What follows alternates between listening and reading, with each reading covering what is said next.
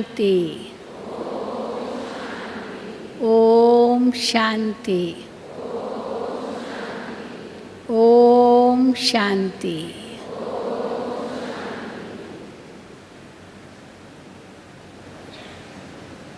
माताओं के इस विशाल संगठन को देखकर मन कितना हर्षा रहा है। आप माताएं केवल माताएं नहीं हो,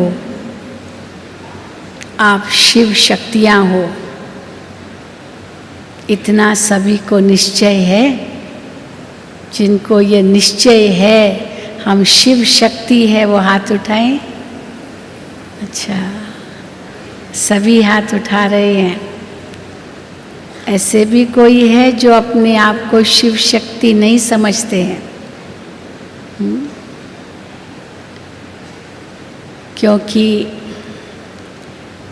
जब से बाबा के बने, बाबा ने हमें स्वमान देकर फर्श से अर्श पर बिठा दिया। कहाँ हम फर्श पर थे, कितने इस पुरुष प्रधान समाज में स्त्री की स्थिति कितनी हीन होती है, वो भी कईयों ने अनुभव किया होगा। तो ऐसी हीन स्थिति से कितनी ऊंची स्थिति बाबा ने हम बच्चों की बना दी।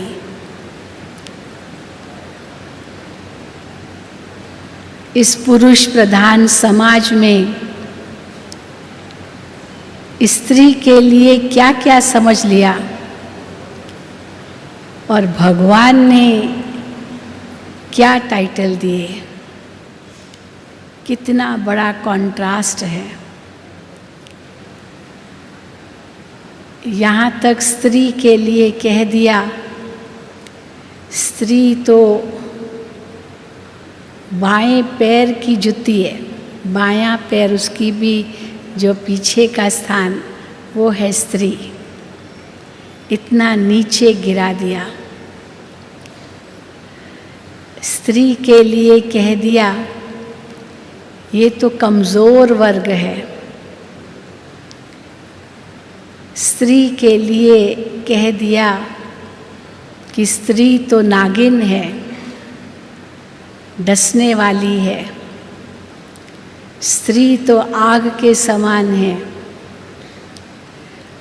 और पुरुष ने अपने आप को समझ लिया हम तो घी के घड़े हैं। कहाँ वो आग और हम घी। लेकिन उस आग के पास जाने से हम पिघल जाते हैं।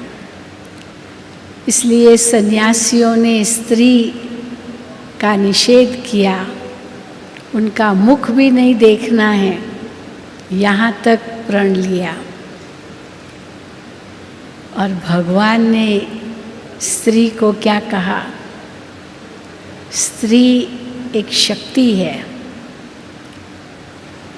स्त्री शीतला है, दुर्गा है, अम्बा है, बहुचरा है। स्त्री अन्नपूर्णा माँ है। जिस माँ ने पुरुष को ही जन्म दिया, उस पुरुष ने ही स्त्री को इतना निम्न कर दिया। तो कहाँ पैर की जुत्ती और कहाँ भगवान ने हमें सिर का ताज बना दिया। इतना नशा हम माताओं बहनों को होना चाहिए। हालांकि भारत के अंदर स्त्री का कितना मान है, वैसे देखा जाए, क्योंकि देवियों का बहुत मान है। हर साल जितने भी त्योहार आते हैं वो एक ही त्योहार होता है साल में, लेकिन नवरात्रि जो देवियों का त्योहार है वो साल में 2 बार आता है। तो इससे क्या सिद्ध होता है कि नारी कितनी महान है। जितना देवियों का पूजन होता है भारत में, उतना देवताओं का भी नहीं होता। तो जब इतना बड़ा कॉन्ट्रास्ट बाबा ने हमें बताया, तो हम माताओं बहनों को कितना नशा चढ़ना चाहिए।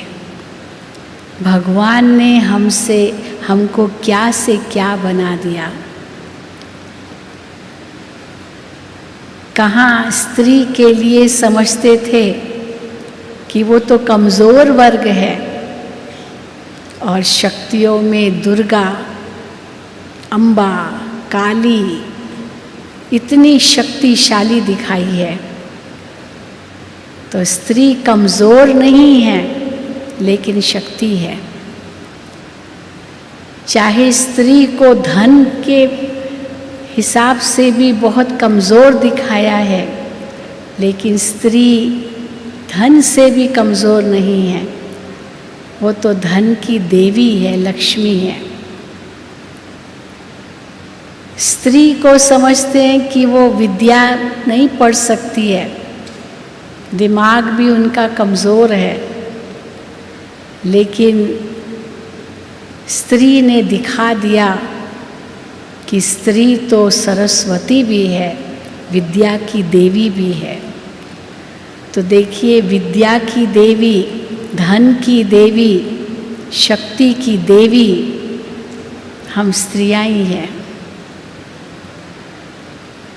तो जब ऐसी स्थिति नारी की आ जाती है, तब भगवान को आना पड़ता है,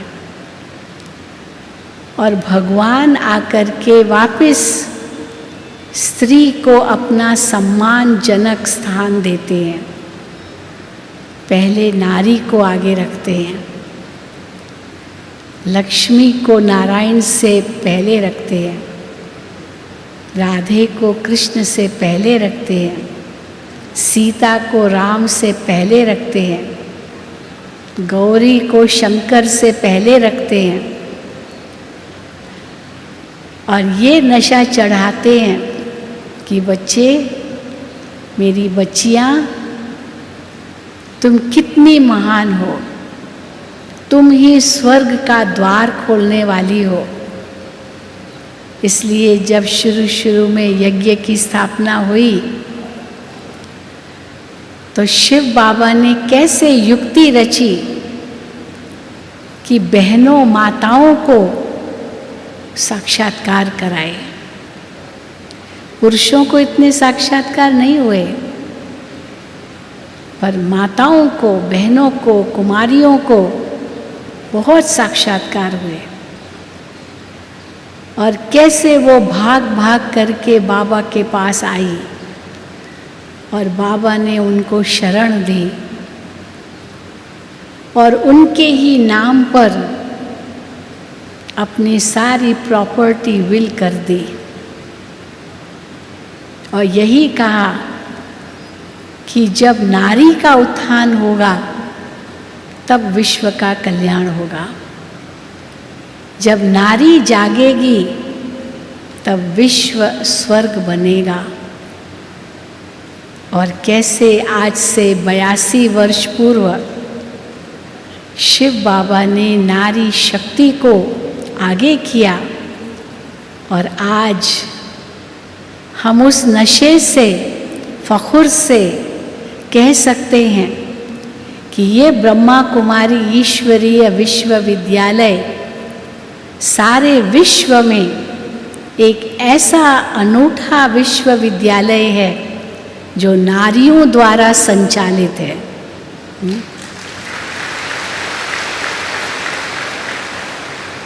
चाहे पुरुषों द्वारा कितने भी संस्थाएं संचालित है, पर इतनी बड़ी तादाद में विश्व स्तर पर यह ईश्वरीय विश्वविद्यालय नारियों द्वारा संचालित है, जिसमें नारी ही चीफ है। और वो भी देखो 102 साल की दादी जानकी।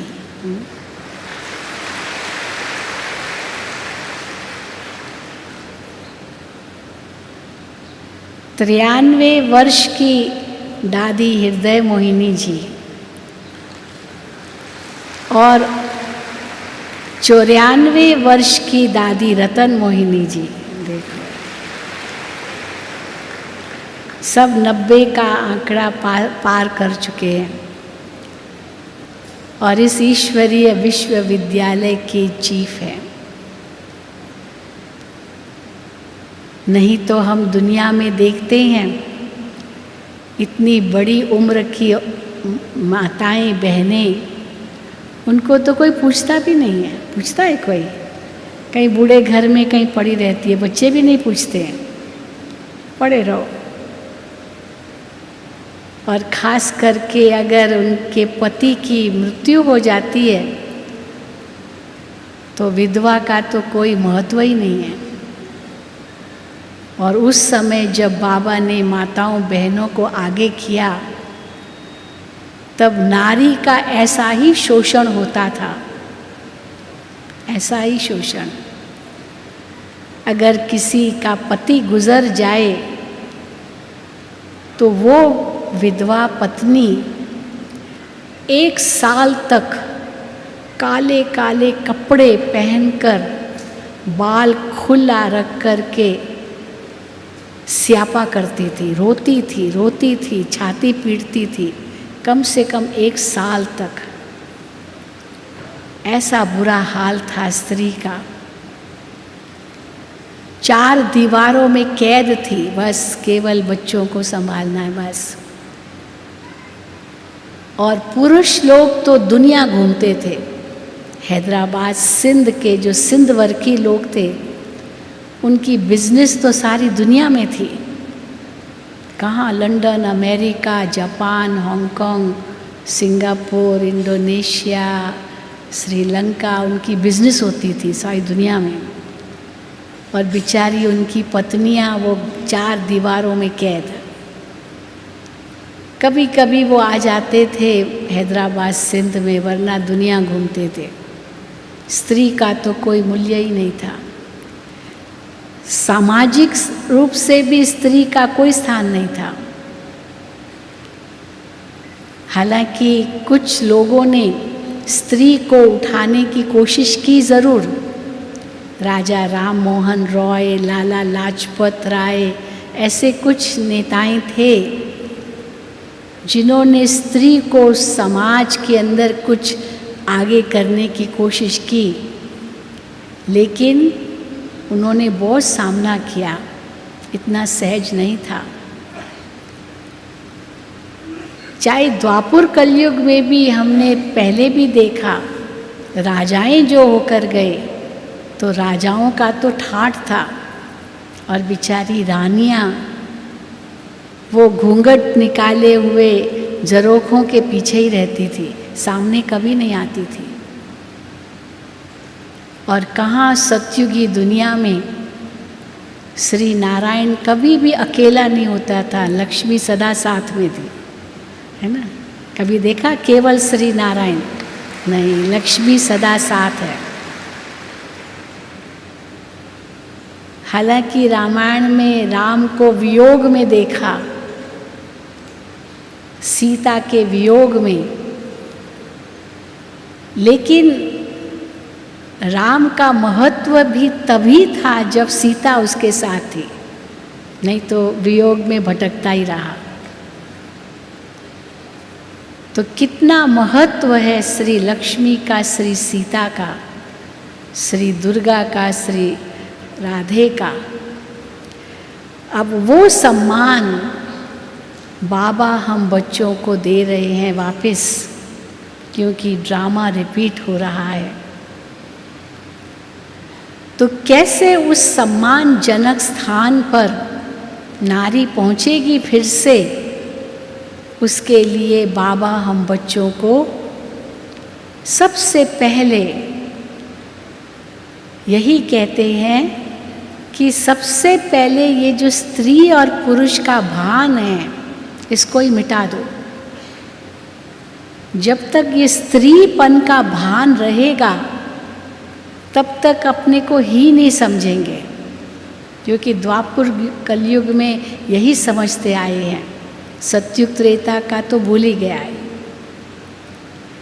इसलिए स्त्रीपन का भान हटाने के लिए आत्मा का ज्ञान दिया,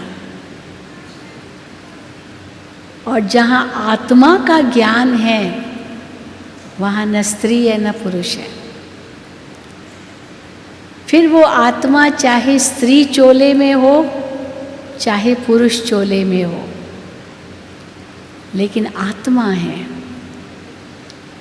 और मैं आत्मा वो अविनाशी आत्मा हूँ, अजर आत्मा हूँ, अमर आत्मा हूँ।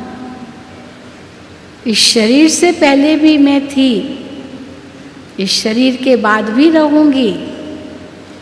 ये शरीर तो केवल एक वस्त्र है, और शरीर और आत्मा इस समय कंबाइंड रूप में है, लेकिन शरीर गौण है, शरीर नीचे है, आत्मा ऊपर है। दोनों का कंबाइंड स्वरूप होते हुए भी आत्मा आगे है, शरीर पीछे है। अब तक भले हम समझते थे आत्मा है, लेकिन खुद को मैं स्त्री हूँ ये समझ करके मेरे अंदर एक आत्मा है, पर वो भी शक्तिहीन, यही समझते थे। पर अब जब ये कंबाइंड स्वरूप का पता चला कि मैं आत्मा इस शरीर में हूँ, इस शरीर की इंद्रियों का मालिक हूँ, तो आत्मा में एक नई शक्ति आ जाती। मैं मालिक हूँ, मैं जो चाहूँ जैसे चाहूँ इस शरीर के द्वारा कर्म करूँ, कर्म इंद्रियों का उपयोग करूँ, मैं मालिक हूँ।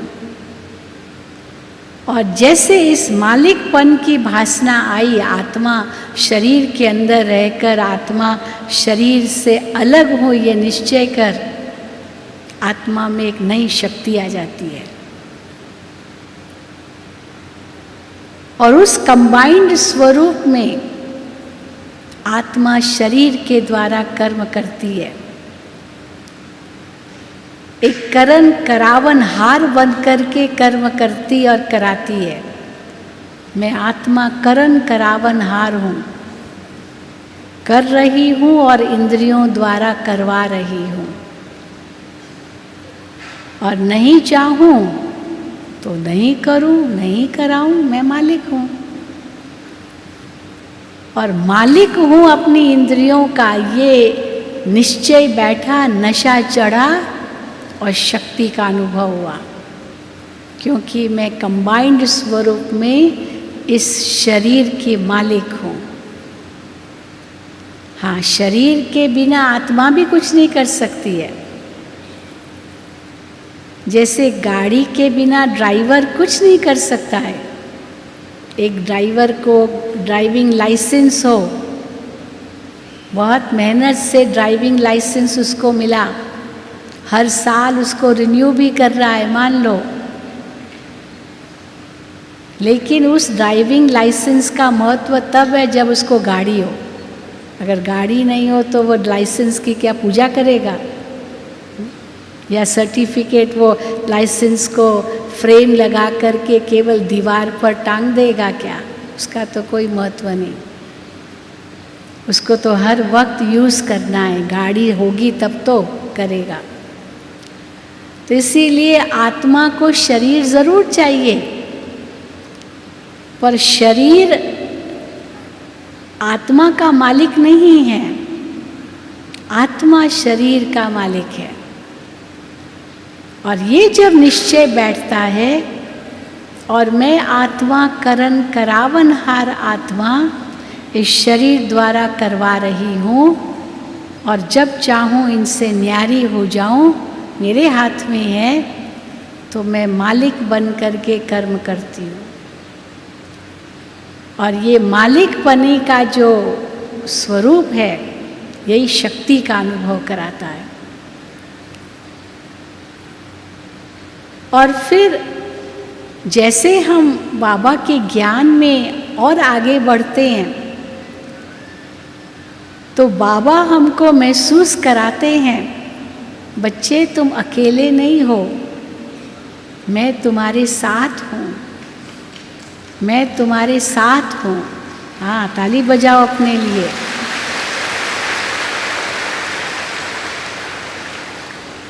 बहुत सुंदर एक चित्र है अव्यक्त बाप दादा का, और उस चित्र के नीचे लिखा हुआ है, मैं हूँ ना। हाँ, मैं हूँ, बस बाबा मेरे साथ हैं, मैं हूँ तुम्हारे साथ। ये सदा याद रखो। कोई भी देहधारी चाहे कितना भी प्यारा क्यों न हो, कितना भी नज़दीक क्यों न हो, फिर भी वो सदा का साथी नहीं बन सकता है, नहीं बन सकता है। लेकिन भगवान कहते हैं, मैं तुम्हारा सदा का साथी हूँ। और उस हिसाब से कंबाइंड स्वरूप है आत्मा और परमात्मा। इस रूप को न समझने के कारण भक्ति मार्ग में या तो परमात्मा को सर्वव्यापी कह दिया, या तो सब नाम रूप सब रूप उस ईश्वर के हैं ये कह दिया, ठिक्कर भीतर में कण कण में कह दिया, ये समझाने के लिए कि भगवान तुम्हारे साथ है। वास्तव में उस रूप में साथ नहीं है। ऐसे नहीं कि वो कण कण में है, पत्थर पत्थर में है, फिर जड़ चेतन में इस रूप से है। ये तो सब प्रकृति की शक्ति है। यहाँ तक कह दिया कि एक एक पत्ते को हिलाने वाला भी वो ईश्वर है। इतने हद तक साथ की बात कही। लेकिन बाबा कहते नहीं, ये तो प्रकृति की शक्ति है, जो पत्ते हिलते हैं, हवा चलती है, ये पंच तत्व अपना काम कर रहे हैं। लेकिन मैं तुम्हारे साथ हूँ का मतलब हर वक्त तुम्हारा रक्षक हूँ, ये है साथ होना। आपने पुकारा बाबा, और बाबा दौड़े दौड़े आए मदद करने लिए। शास्त्रों में कई कहानियां हैं इस पर। जो द्रौपदी की बड़ी फेमस कहानी है कि कैसे द्रौपदी को दाव में रखा, कौरवों के आगे हार गए का पांडव, और द्रौपदी को दाव में रखा,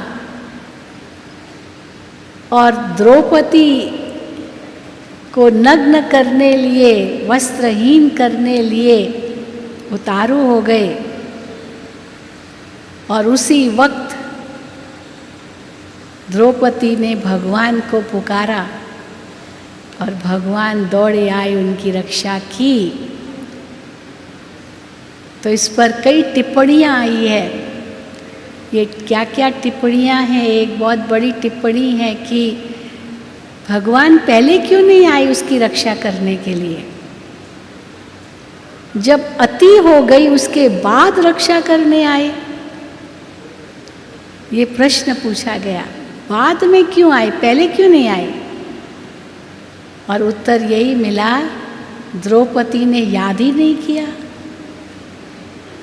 अगर वो याद पहले से करती होती तो पहले से उनकी रक्षा हो जाती होती। उसने याद ही तब किया जब अति हो गई। अब ये है उसकी टिप्पणी। हाँ? तो हम तो ऐसे नहीं बनेंगे ना कि जब अति हो जाए तब बाबा कहो। हम क्या करेंगे? हाँ? बाबा मेरे साथ सदा है, बाबा मेरी छत्र छाया सदा है। और उस भावनात्मक स्थिति में बाबा मेरे दिल में है, बाबा मेरे रोम रोम में है, बाबा मेरे नैनों में है, बाबा सब जगह है। ये भावनात्मक स्थिति अगर हर वक्त बनी रहे तो भगवान की रक्षा हर पल अनुभव होगी। ऐसे नहीं कि जब ऐन मौका आए, जब और कोई रास्ता न हो तो हे भगवान, हे बाबा, नहीं। बाबा अंतिम विकल्प नहीं है। होता है ना दुनिया में, कोई ऐसी समस्या आ गई तो कितनों के पास जाएंगे, कितनों के पास जाएंगे, फिर समझते हैं, देखते हैं कि कहीं से भी कोई फायदा नहीं हो रहा है। लास्ट में कहेंगे हे भगवान हे भगवान, बस। तो अंत में जब और कोई चारा नहीं, और बाबा क्या कहते हैं? अंत में नहीं, पहले ही। सबसे पहले बाबा मेरे साथ है, और बाबा को साथ रख करके भले और कोशिश करो, बाबा उनको भी टच करेगा, उनको भी टच करेगा, उनको भी टच करेगा। पर बाबा को छोड़ के बाकी सब किया, फिर लास्ट में जब देखा कोई रास्ता नहीं, तब बाबा कहा, तो बाबा कहेगा टू लेट। बाबा भी कहेगा टू लेट। कई बार होता है ना, कोई ऐसी बीमारी होती है, हम 10 लोगों के पास जाएंगे, 10 बातें सुनेंगे, 10 लोग 10-10 बातें कहेंगे, पर जब अति हो गया तब डॉक्टर के पास जाएंगे।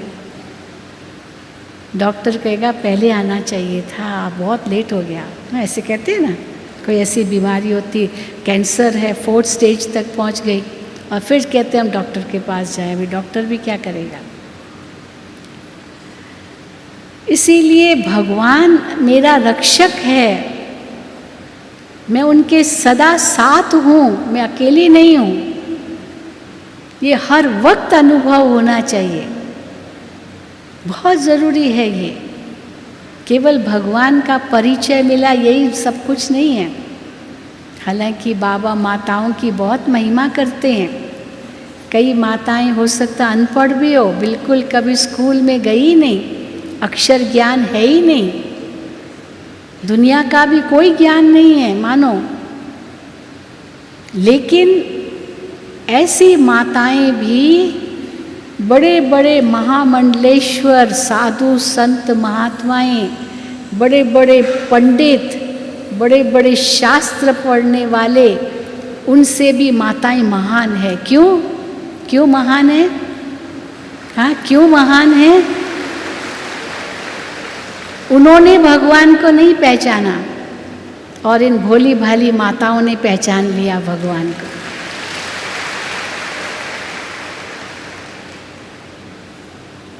और केवल पहचान ही नहीं लिया, उनको अपना बना लिया, हर वक्त उनके साथ हैं, कभी भी अपने को अकेला नहीं समझते हैं।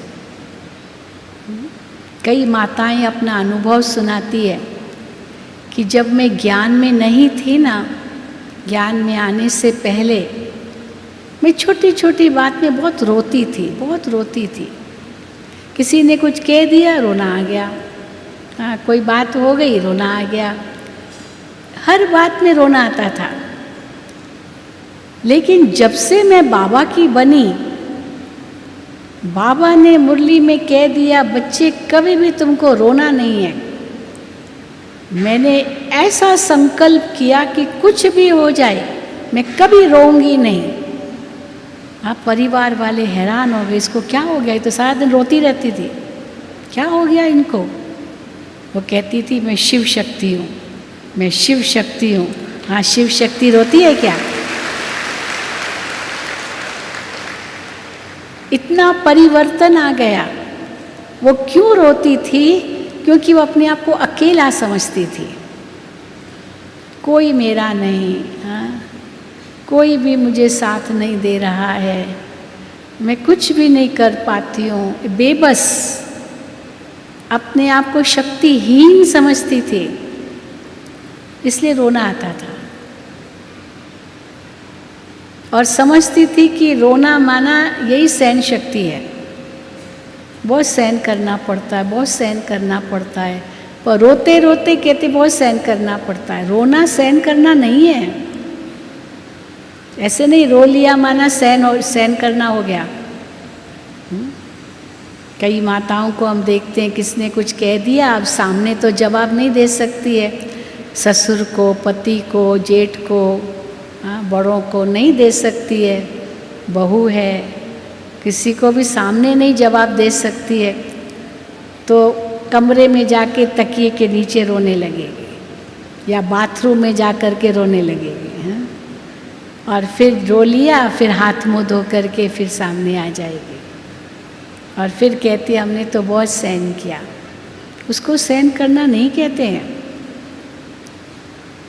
सहन करना माना अपने विचारों में परिवर्तन लाना। जैसे मिसाल देते हैं ना कि आम के पेड़ पर बच्चा पत्थर मारता है, लेकिन वो आम का पेड़ उसको आम देता है, क्योंकि उसके पास जो चीज़ है वही देगा ना। पेड़ के पास तो आम है, बच्चे के पास तो पत्थर है, तो जिसके पास जो चीज़ है वही उसको देगा। तो सहन करना माना आत्मा अपने स्वमान में रहे और वो जो बात आ गई वो एक कान से सुनी, दूसरे कान से निकाल दी। इसको कहेंगे सहन करना। आँखों से निकाल देना ये सहन करना नहीं है, दूसरे कान से निकाल देना है। और वो दूसरे कान से कैसे निकलेगा? जब अपने विचारधारा को बदलेंगे। हम उसको नहीं बदल सकते, दूसरों को नहीं बदल सकते हैं। हम सोचे वो बदल जाए, वो ऐसे नहीं कहे, वो नहीं होगा। वो तो कहेंगे, उनका वो संस्कार बन गया है, वो तो अपनी आदत से मजबूर है। लेकिन मैंने तो बाबा को पहचान लिया, इसीलिए मुझे बदलना है। और मैं कैसे बदलूंगी? अपने विचारों को बदलूंगी, अपनी दृष्टि को बदलूंगी, अपनी वृत्ति को बदलूंगी। और कैसे बदलूंगी उसको? विचारों में क्या परिवर्तन लाऊंगी? समझो किसी ने कुछ कह दिया, अब उस समय क्या सोचना है? चलो इस आत्मा का ये पार्ट है, इसका ये पार्ट है।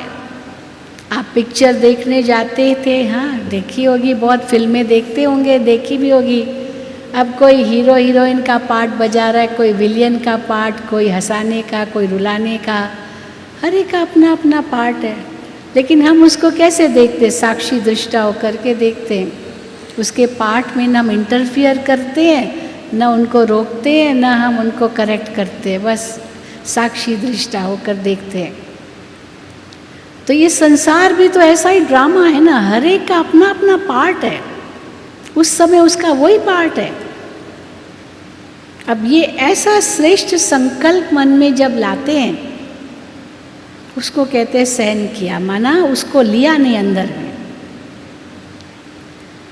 पर मान लीजिए वो बहुत बढ़ता जा रहा है, तो फिर दूसरा डोज लेना होता है, थोड़ा ऊंचा डोज, थोड़ा हाई डोज।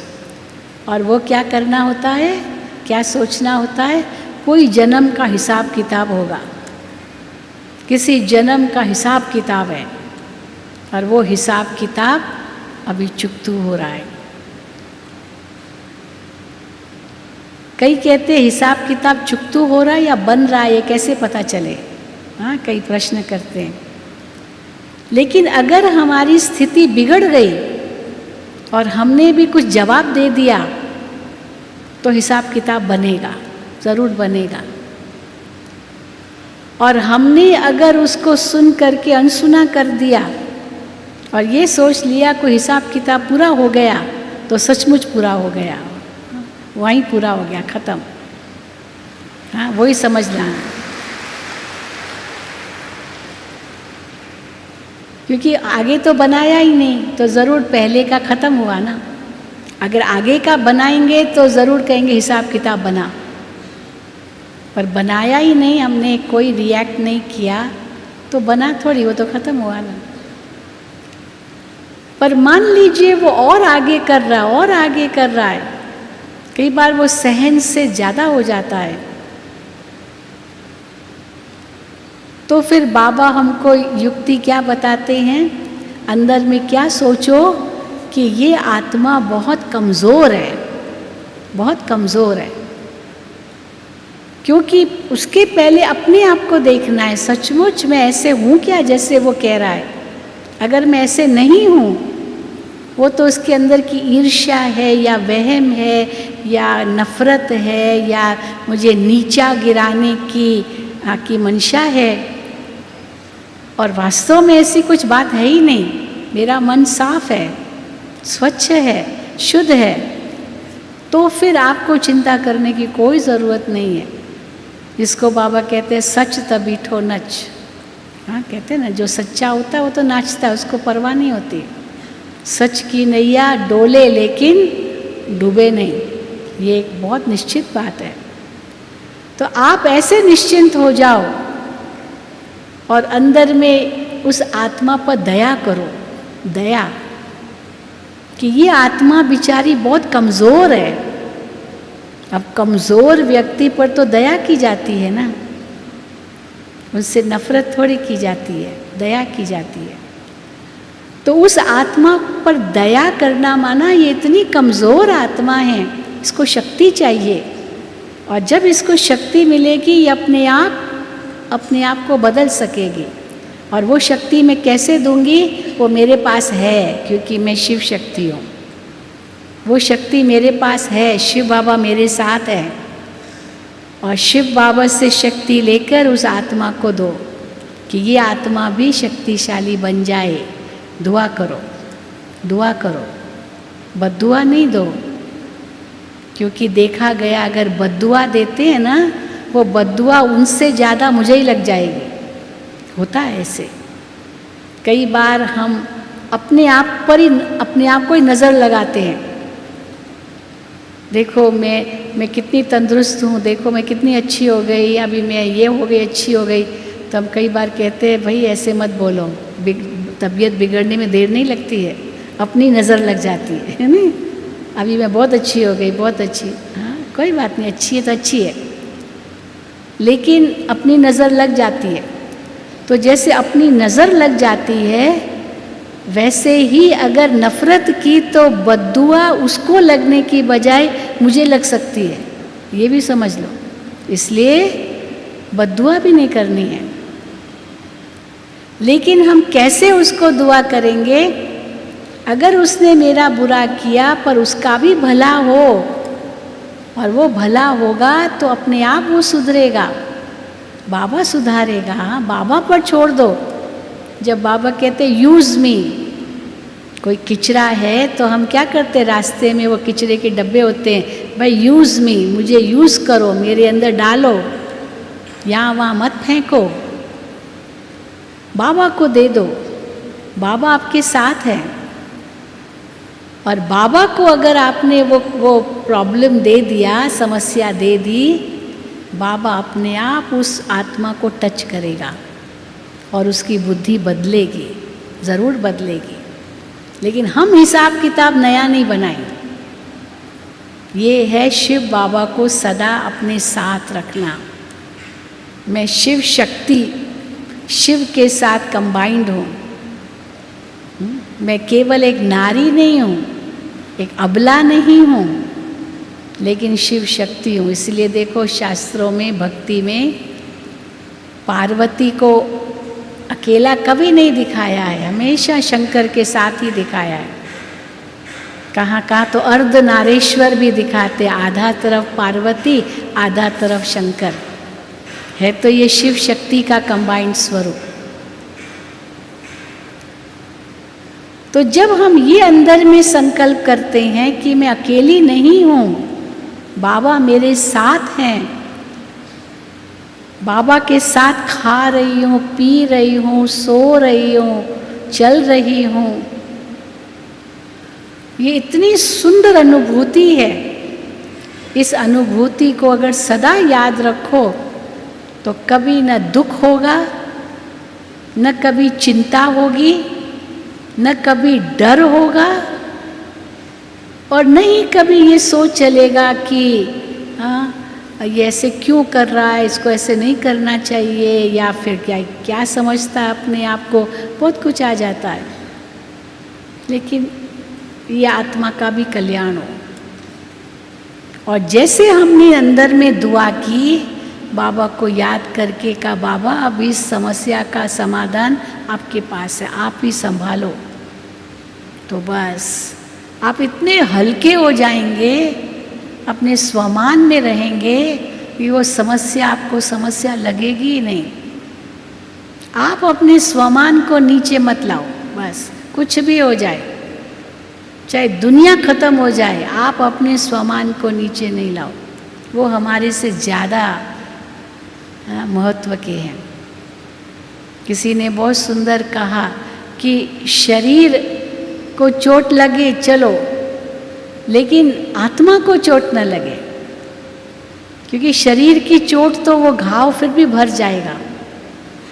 अगर आत्मा को चोट लगी, माना आत्मा की शांति, प्रेम, सुख, आनंद जो आत्मा की चीज़ है, उसको चोट लगी और वो चीज़ गई, तो फिर तो वही साथ जाएगा अगले जन्म में भी। शरीर को चोट लगी, वो ख़त्म हुआ इस शरीर के साथ, तो अगले जन्म में तो नहीं जाएगा ना, इस शरीर यहीं ख़त्म हो जाएगा। फिर आत्मा पर दाग नहीं लगना चाहिए। तो हर हालत में, किसी भी हालत में, जो आत्मा के मूल गुण हैं, शांति, प्रेम, सुख, आनंद, शक्ति, ज्ञान, पवित्रता, ये 7 मूल गुण जो हम बताते हैं, ये मुझ आत्मा से कभी दूर न जाए। और अगर शिव के साथ हैं, कंबाइंड हैं, तो ये कभी दूर जा ही नहीं सकेंगे, क्योंकि वो तो इनका स्रोत है ना, पावर हाउस है। बैटरी सदा चार्जर के साथ लगी हुई है, पावर हाउस में कनेक्टेड है, तो डिस्चार्ज तो कभी होगी ही नहीं। इसलिए जैसे ही सोचा मैं शिव शक्ति हूँ, वो शक्ति का अनुभव, आभास फिर से होने लगेगा। मैं ही वो दुर्गा, काली, अम्बा, बहुचरा हूँ, जिनकी हम भक्ति मार्ग में पूजा करते थे, मैं ही वो हूँ। मेरी ही शेर पर सवारी है। मैं ही वो काली हूँ। ये अनुभव संकल्प करने से ही असुरों का नाश करने का जो शक्ति आ जाएगी, उससे वो विकार आपके सामने ठहर भी नहीं सकेंगे। एक बार किसी ने बहुत सुंदर बात कही, देखो जब नए नए आते हैं ना ज्ञान में, नए नए ज्ञान में आते, आप सब भी, कई नई नई माताएं होंगी, कोई 1 साल की भी पुरानी होगी, कोई 3 से 15 तक वालों को बुलाया गया, लेकिन कोई और भी नहीं होगी। तो जब ज्ञान में शुरू में आते हैं ना, तो बहुत जोश होता है, बहुत जोश।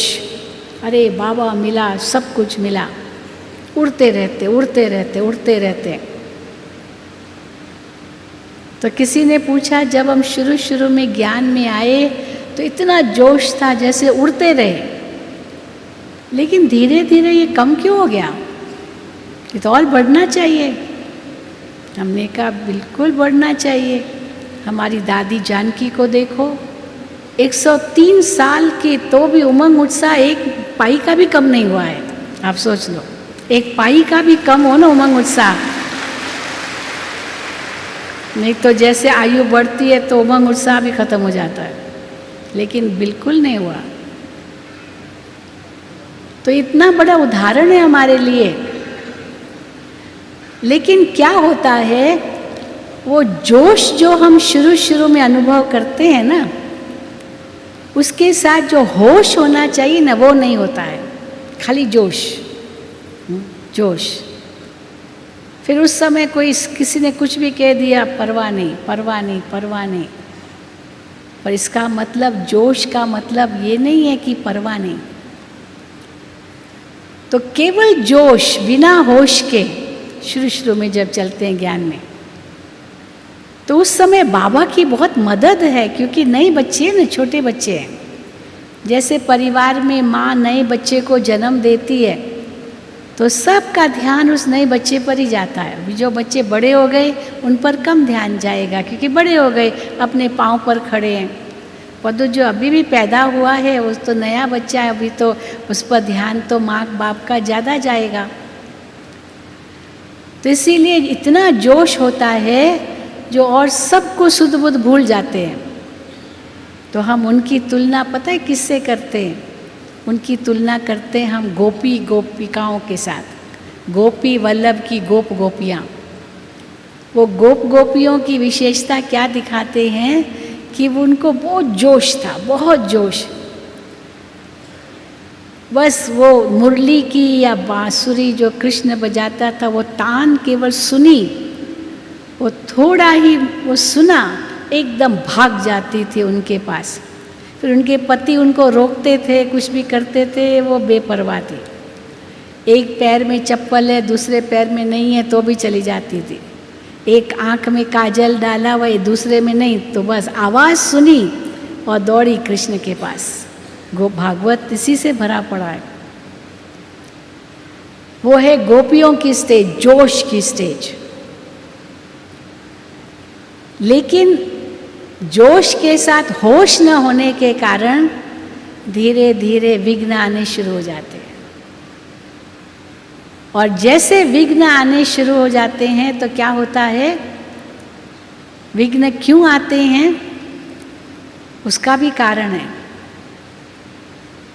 उसका कारण क्या है? कहीं न कहीं आकर्षण।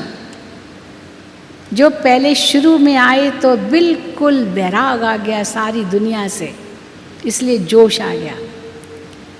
लेकिन फिर थोड़ा सा आकर्षण, कोई न कोई बात में, किसी न किसी प्रकार का, चाहे कोई व्यक्ति, चाहे वस्तु, चाहे स्थान, कोई बात, कहीं आकर्षण। और उसका उदाहरण है सीता। सीता अपने राम के साथ थी, उसको कोई प्रॉब्लम नहीं थी, भले वनवास में ही थी, त्याग मूर्त वैराग्य की रूप थी। लेकिन उसको क्या पड़ी थी जो वो माया मारीच एक सोने की हिरण पर आकर्षित हो गई? अगर वो नहीं आकर्षित होती तो राम से दूर जाती क्या? राम उससे दूर जाता? वो तो उसके पास ही था।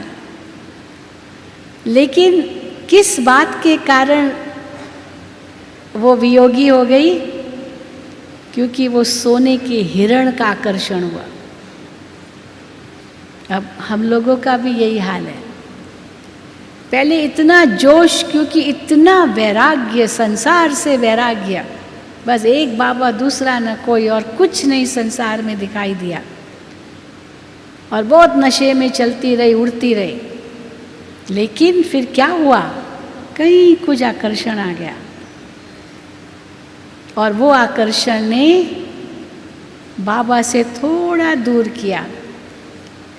और थोड़ा दूर किया तो समस्याएं आती गई। सीता के आगे कितनी समस्याएं आई, कोई एक दो नहीं आई, ढेरों समस्याएं आई। लेकिन फिर भी उनकी विशेषता क्या रही? जो वो राम को भूली नहीं, ये विशेषता थी। भले वो आकर्षित हुई, वियोग हुआ, लेकिन वो भूली नहीं। बस ये ही सहारा उसका बना। इसीलिए बाबा कहते हैं पहले तो जोश होता है, लेकिन जब समस्याएं आने लगती है तो बाबा भूल जाता है और अगर बाबा भूला हुआ नहीं है तो फिर चाहे कितनी भी समस्याएं आए ना, कोई हर्जा नहीं। बाबा बैठा है, वो हल कर देगा, मुझे चिंता करने की ज़रूरत नहीं है। बाबा को आगे रखते हैं, बाबा मेरा गाइड है, वही मुझे मेरा सहारा है, वही मुझे चला रहा है। लेकिन थोड़ा आकर्षण हुआ तो बाबा पीछे चला गया और वो चीज़ आगे आ गई। इसलिए बाबा हमेशा कहते हैं कि किसी भी बात का आकर्षण फिर नहीं जाना चाहिए। कोई भी मोह ममता, कहीं भी मेरापन, मैंपन बिल्कुल न हो, तब सीता वापस राम के पास जाएगी। एक बाबा दूसरा न कोई, ये सदा बुद्धि में रहे।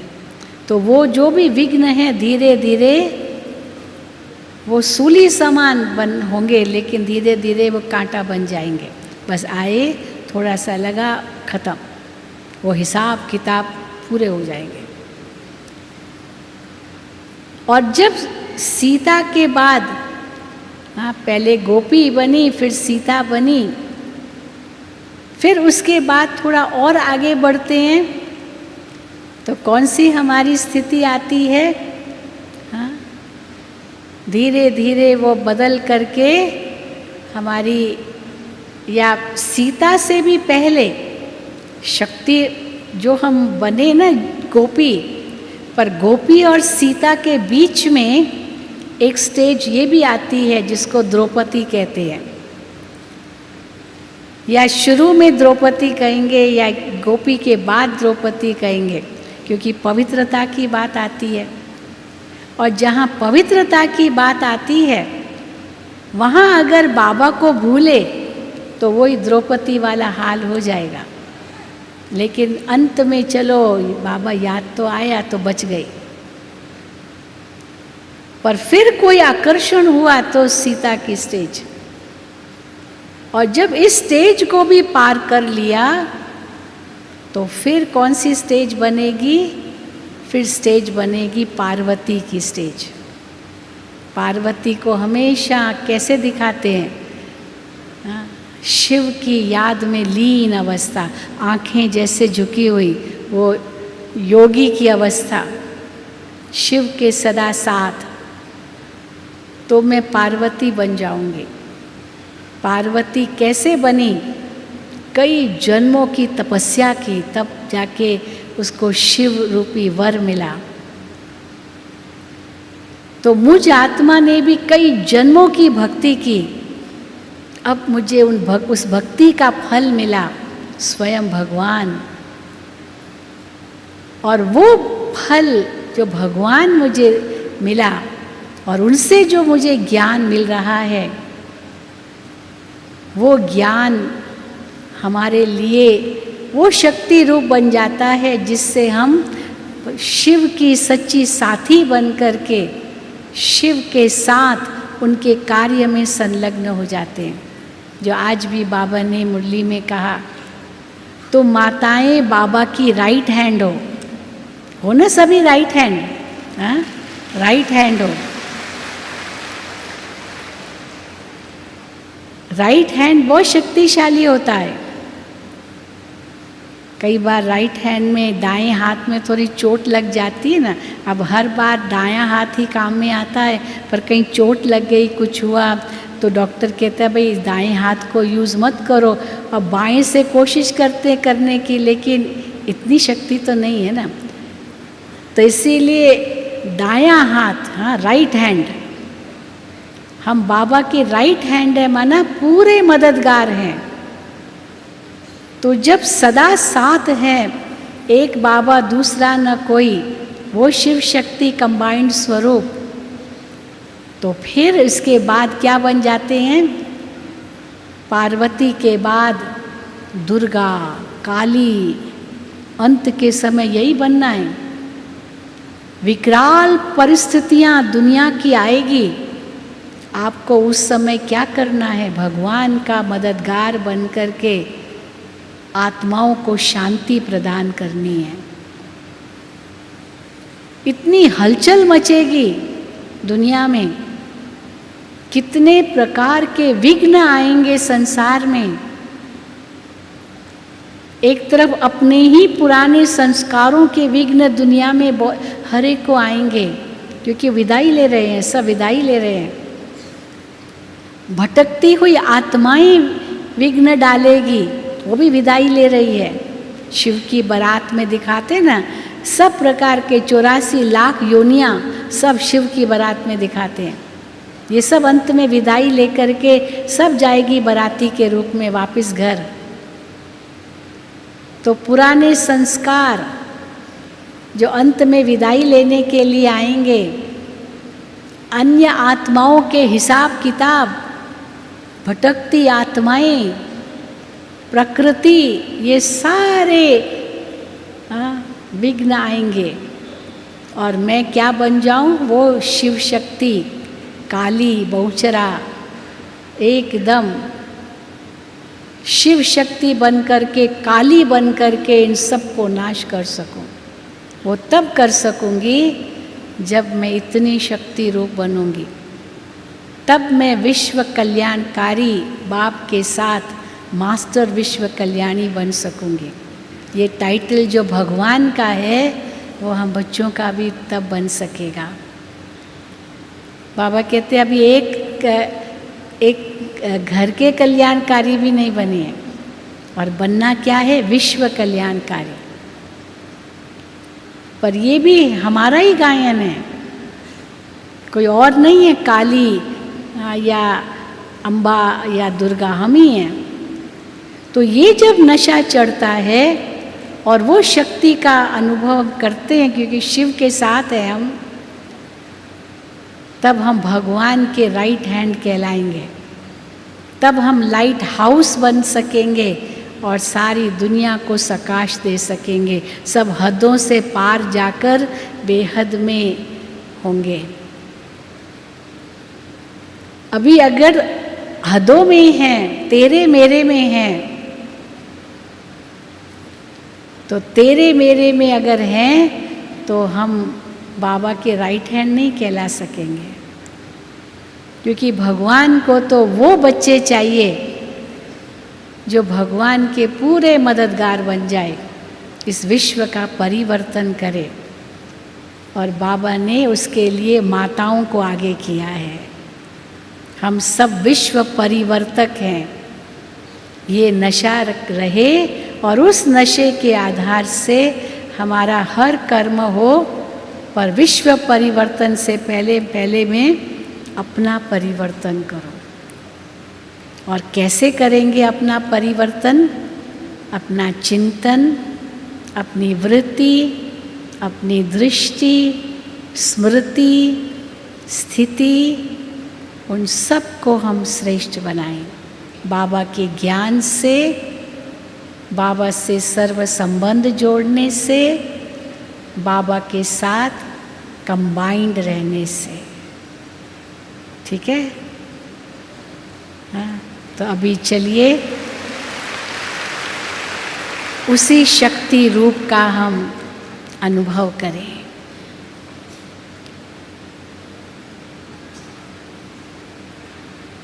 और ये अनुभव सदा हमारे साथ रहे,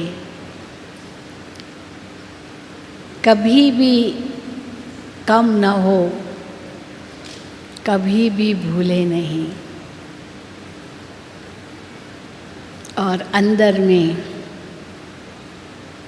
निश्चय करें, मैं कौन हूँ, मैं किसकी हूँ,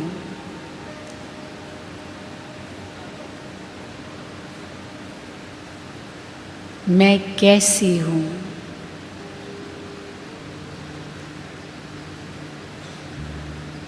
अपने आत्मसम्मान में स्थिर हो जाए।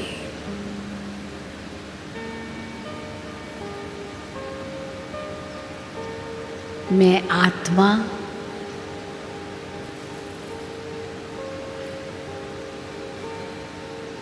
इस शरीर की इंद्रियों का मालिक हूँ।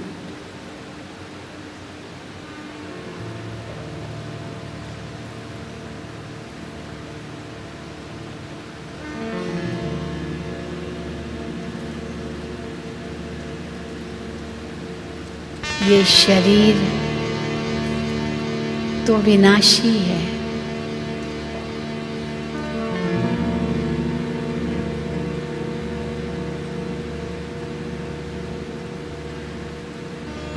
ये शरीर परिवर्तनशील है,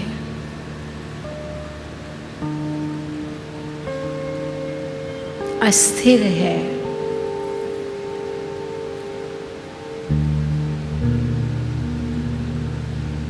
और मैं आत्मा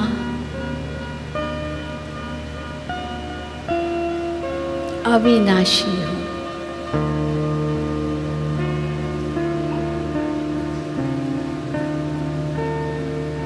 इस शरीर से पहले भी थी,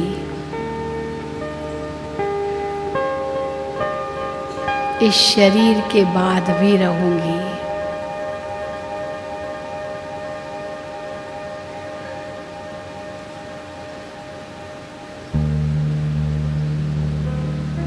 इस समय शरीर में हूँ, पर शरीर से न्यारी हूँ।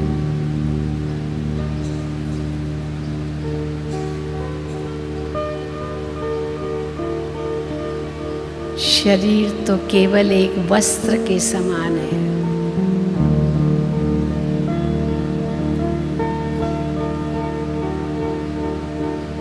जो मुझ आत्मा ने धारण किया है।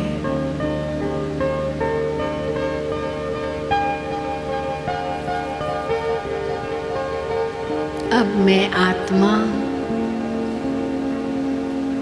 इस देह रूपी वस्त्र से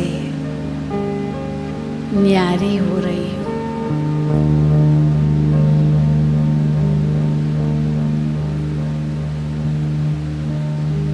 ये शरीर तो केवल एक साधन है।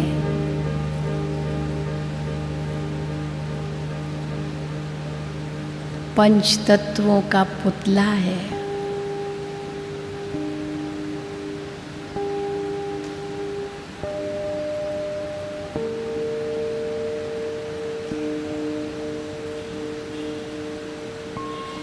ये तो इस सृष्टि की रचना है,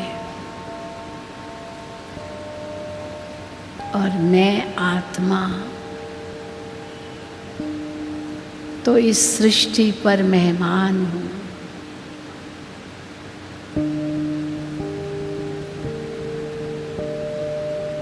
ये दुनिया हमारा घर नहीं है।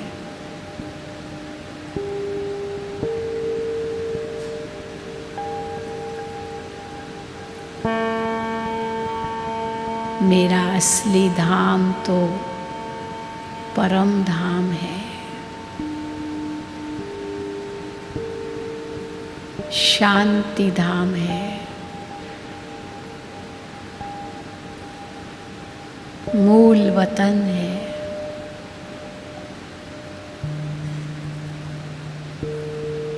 निराकारी दुनिया है। मैं आत्मा उसी धाम की निवासी हूँ।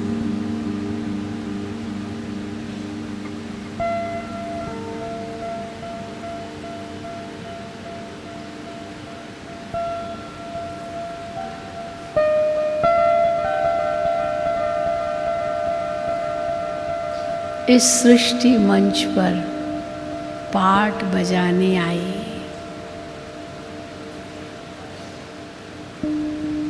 अब मुझ आत्मा को वापिस जाना है।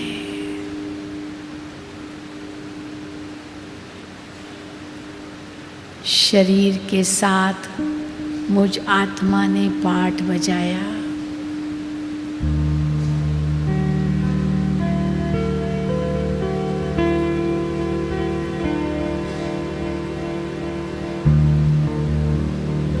अनेक खेल खेले।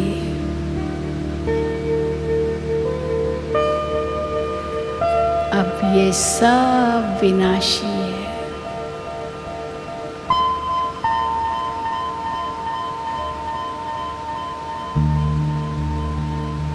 ये सब परिवर्तनशील है।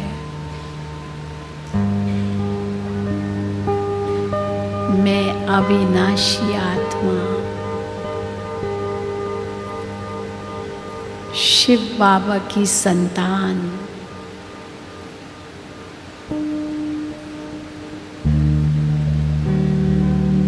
उनके साथ ही मेरे सर्व संबंध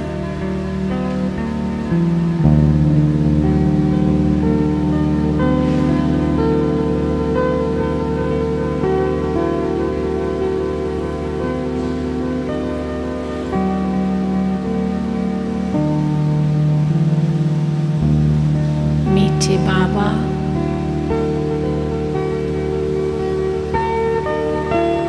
आप ही मेरे सच्चे साथी हो।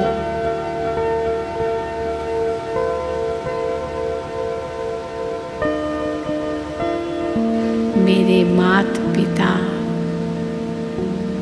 बंधु और सखा हो।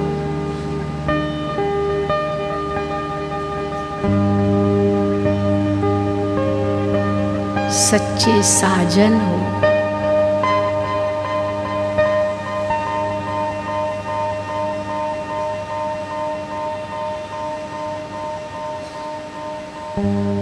आपके सिवाय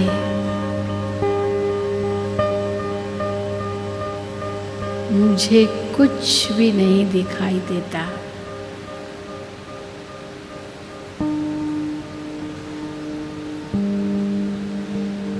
आप रूप में बिंदु हो और गुणों में सिंधु के समान बेहद हो।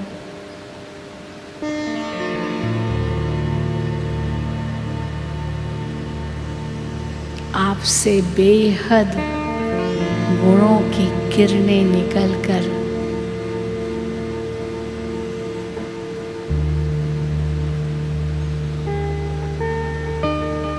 मुझे शक्ति प्रदान कर रही है।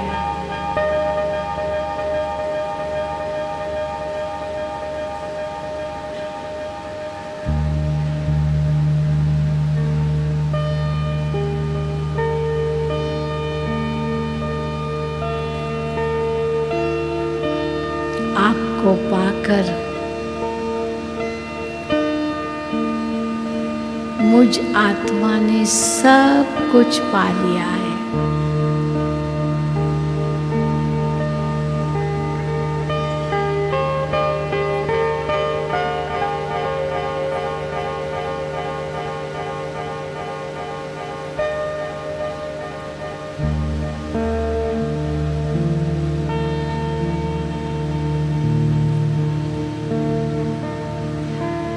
आपका सानिध्य पाकर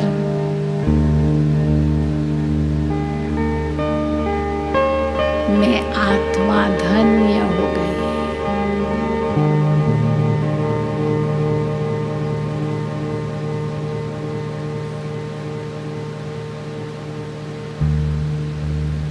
आपकी छत्र छाया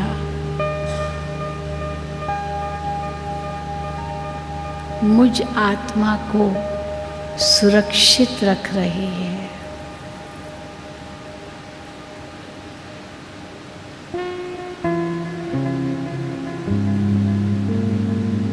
आप ऐसा कोहिनूर का हीरा हो।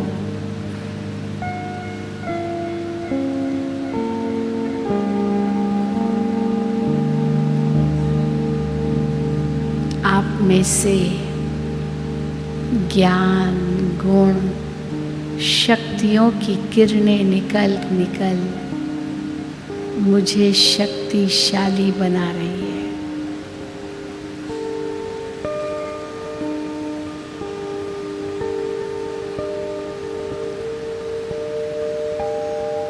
अब मुझ आत्मा ने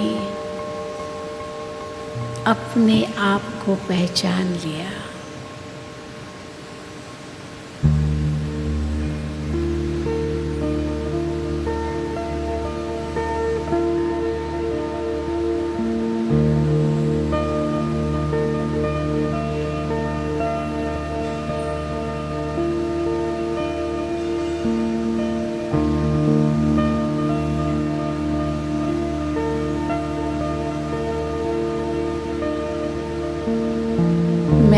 शिव शक्ति कंबाइंड स्वरूप हूँ।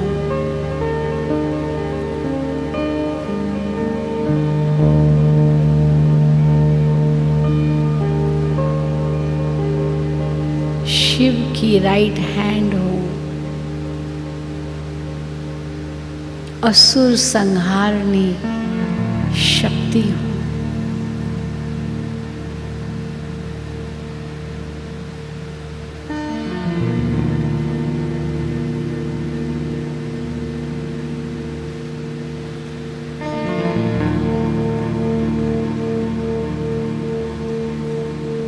मेरा मन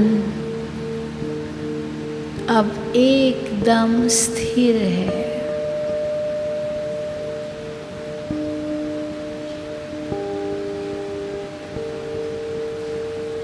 मेरी दृष्टि अति पवित्र है।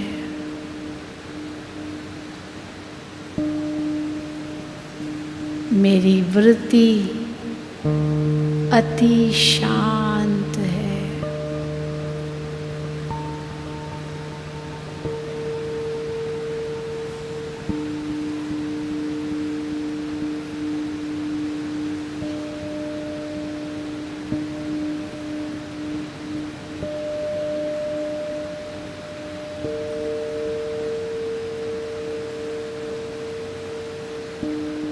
अब तो मेरा पूरा संसार ही बदल गया।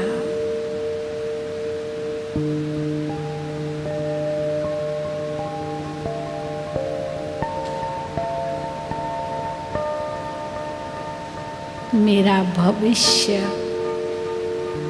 अति उज्जवल है।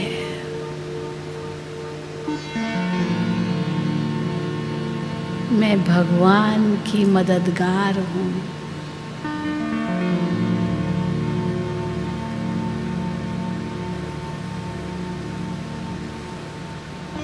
शिव बाबा की राइट हैंड बनकर विश्व परिवर्तन में मेरा बहुत बड़ा योगदान है।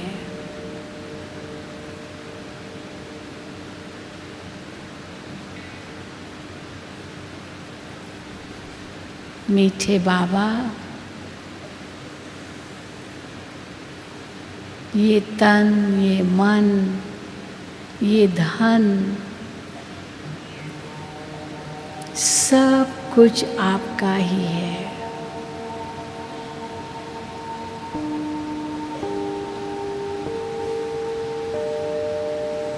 मैं भी आपकी ही हूँ। आपसे पाया हुआ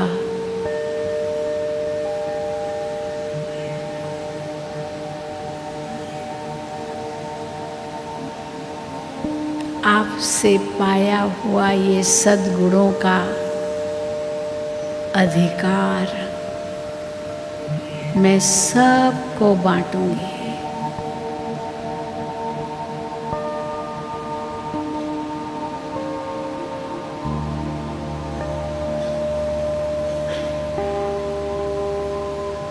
ये पूरी पूरी जिम्मेदारी उठाऊंगी।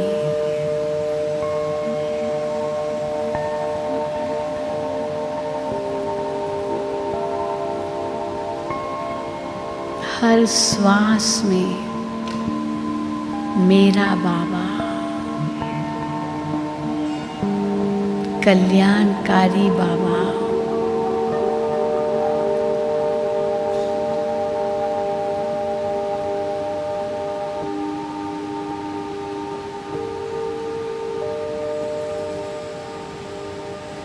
एक तू ही मेरा सब कुछ है।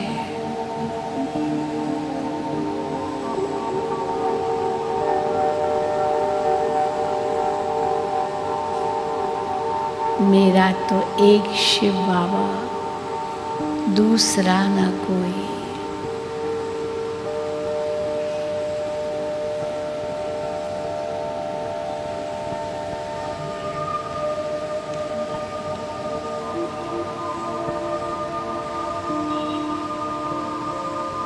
मैं शक्ति स्वरूप आत्मा सर्वशक्तिवान शिव बाबा में समा जाओ।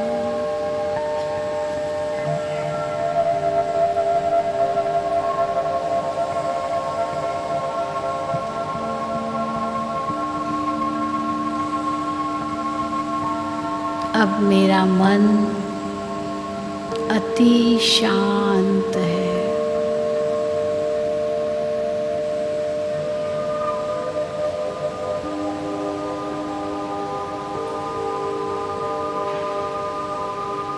अब मैं आत्मा अपने वास्तविक स्वरूप का अनुभव कर रही हूँ।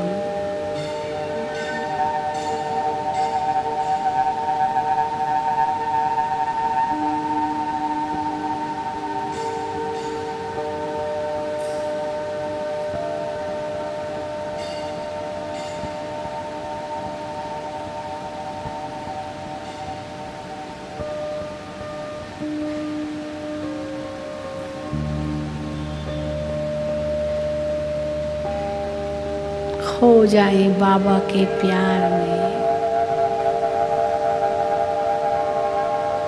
लगन में मग्न हो जाए।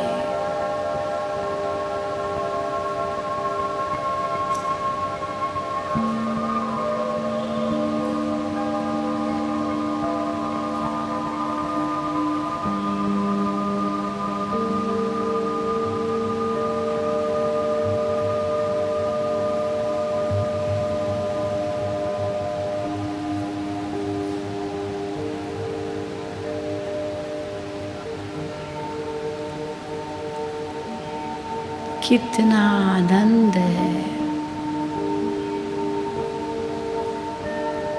कितनी शक्ति का अनुभव हो रहा है।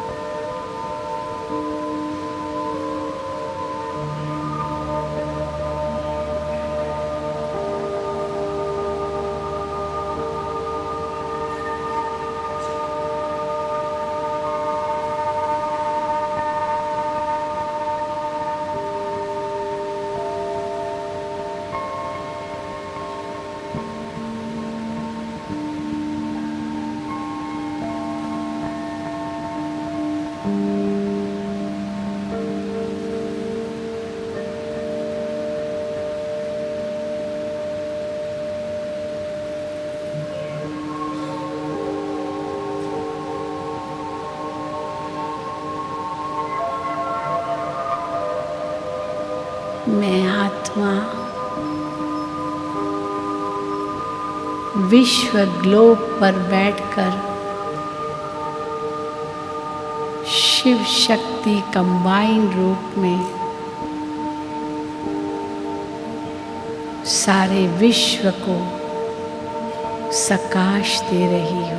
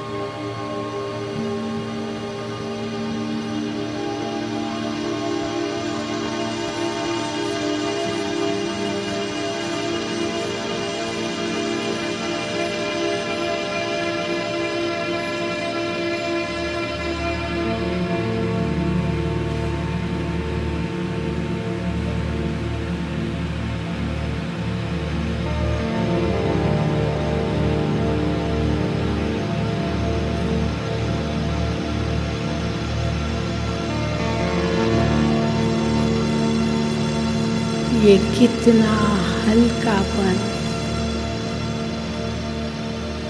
न्यारापन और प्यारापन अनुभव हो रहा है।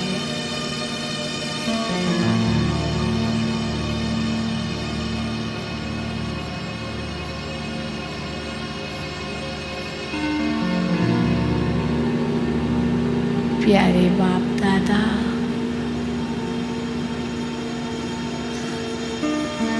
आपका मैं हाथ कभी नहीं छोड़ूंगी।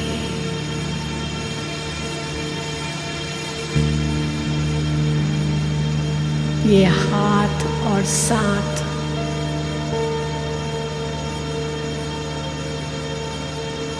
सदा श्रीमत का पालन, निज पढ़ाई,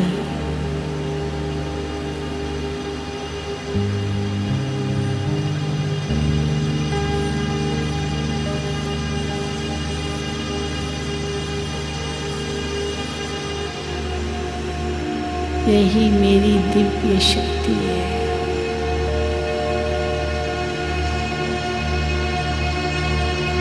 मैं शिव के साथ कंबाइंड रूप में हूँ।